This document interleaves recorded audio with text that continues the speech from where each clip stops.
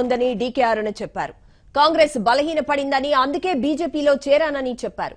మహబూబ్ నగర్ నుంచి లోక్సభకు పోటీ చేస్తానంటున్న డీకే అరుణతో మా ఢిల్లీ ప్రతినిధి Satish face to face.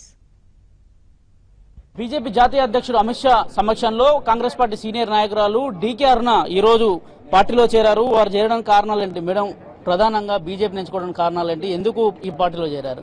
Congress party ఈ రోజు తెలంగాణ రాష్ట్రంలో ఒక బలమైన ప్రతిపక్షంగా లేకపోవడం, రోజు రోజుకు కాంగ్రెస్ పార్టీ పరిస్థితి అక్కడ దిగజారిపోతుండడం, రాష్ట్ర కాంగ్రెస్ పార్టీ నాయకత్వం ఈరోజు తెలంగాణ రాష్ట్రంలో కాంగ్రెస్ పార్టీ గెలిచిన ఎమ్మెల్యేలకు కూడా మేము భవిష్యత్తులో టీఆర్ఎస్ పార్టీతో పోరాటం చేస్తాం, మనం తిరిగి కాంగ్రెస్ పార్టీ అధికారంలోకి తెస్తామనేటటువంటి భరోసా కల్పించినటువంటి పర్యవసానాలు అక్కడ జరుగుతుండడం, కాంగ్రెస్ పార్టీలో ఉన్న బలమైన నాయకులను టార్గెట్ చేసుకుని కాంగ్రెస్ పార్టీ వాళ్ళని బలహీనపరచడం, మరి ఇవన్నీ అనేక కారణాలు ఉన్నాయి.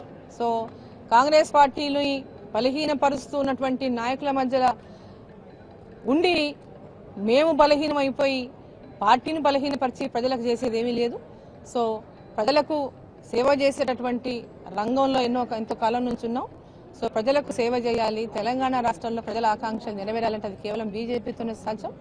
నేషనల్ పార్టీ, జాతీయ పార్టీ, జాతీయ పార్టీగా బీజేపీ ఒక బలమైన నాయకత్వంతో ముందుకు పోతా ఉంది. మోడీ గారి నాయకత్వంలో ఈరోజు వారి నాయకత్వంలో దేశ సమగ్రత కానీ, దేశ రక్షణ కానీ, ఈ దేశానిలో ఉన్నటువంటి భారతీయులో మనమంతా ఒకటే కుల మత అన్ని మతాలకు అతీతంగా మనమందరం ఏకం అవ్వాలి, మన దేశాన్ని మనం కాపాడుకోవాలనేటటువంటి విధంగా ఏదైతే ముందుకు పోతున్నామో దానికి ఈరోజు ఈ జాతీయ పార్టీలో చేరి తెలంగాణకు భవిష్యత్తులో న్యాయం చేసే విషయంలో కానీ తెలంగాణ ఆల్టర్నేట్ పార్టీగా బీజేపీ తప్ప కాంగ్రెస్ ఉండబోదు అనే విషయాన్ని కూడా. మేడం, జిల్లాలో మీరు సుదీర్ఘంగా మంత్రిగా పనిచేశారు, మీరంటే మీ నాయకుడు పెద్ద పేరు కూడా ఉంది మీకు. కానీ ఇట్లాంటి సమయంలో పార్టీ కష్టకాలం ఉంది, పార్టీని వీడి బయటకు వచ్చారు కదా, పార్టీ పైన ఆరోపణ చేస్తున్నారు. అంటే ఎవరు పార్టీలో అంటే మిమ్మల్ని కలుపుకోలేదు అంటే పీసీసీ వ్యతిరేకించారా, ఇతరులు ఎవరైనా మీకు కష్టం కలిగించారా?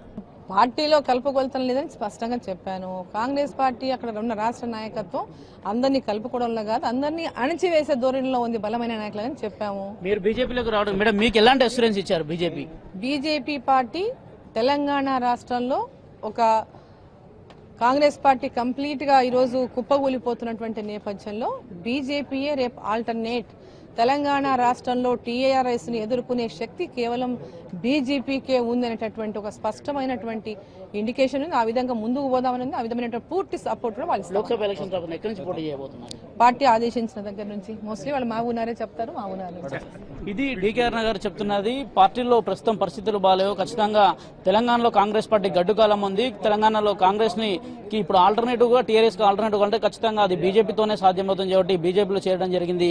రానున్న రోజుల్లో మహబూబ్నగర్ పార్లమెంట్ నుంచి కూడా పార్టీ అవకాశం ఇస్తే అక్కడి నుంచే పోటీ చేసి కూడా విజయం సాధిస్తాను కూడా ఆమె చెప్తున్నారు. గతంలో నాగన్ జనార్దన్ లాంటి సీనియర్ నాయకులంతా కూడా వచ్చి బీజేపీలో చేరారు, వాళ్ళంతా కూడా పార్టీలు ఇమ్మలేక తిరిగి మళ్ళీ కాంగ్రెస్ గుడికి చేరుతున్నారు. మరి ఇప్పుడు డీకే అరుణ గారు ఈ పార్టీలో ఉంటారా, తిరిగి మళ్ళీ కాంగ్రెస్ గుడికి చేరుతారని వేచి చూడాల్సింది. వీడియో జర్నలిస్ట్ సతీష్తో సతీష్, ఏబీ ఆనంద్, న్యూఢిల్లీ.